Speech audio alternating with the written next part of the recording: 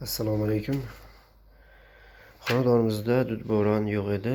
O'shani hozir Zifler brendi ostidagi dud bo'ronni o'rnatish harakatini ko'ramiz o'z qo'limiz bilan. Xo'p.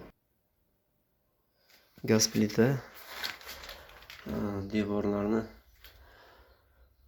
10 mm bur bilan teshib oldim, 4 ta. Bu nimaga desangiz agar, mana 1, 2, 3, 4 ta krepleniyasi bor. O'shalarga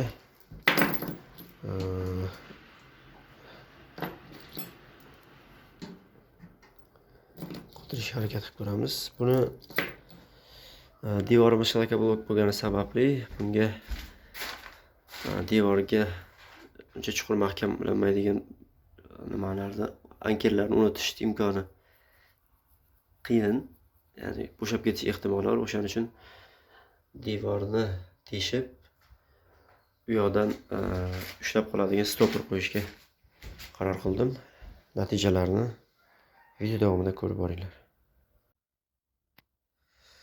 Hop, dud bo'ronni ham o'rnatib oldik. Baho bersangizlar bo'ladi. Menda 150 lik mana bu nima deymiz, dud bo'ronni o'zidan chiqadigan falgali mo'risi ga men o'zim qoldirib ketgan 110 lik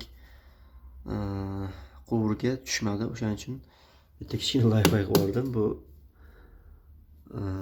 eski buzilgan tifal edi. Uni ikki tomonga diametrini to'g'rilab, ulab, xullas kalom bosib oldik. Hop. Kabellar akkuratni tushdi, ulandi. Sog' bo'linglar.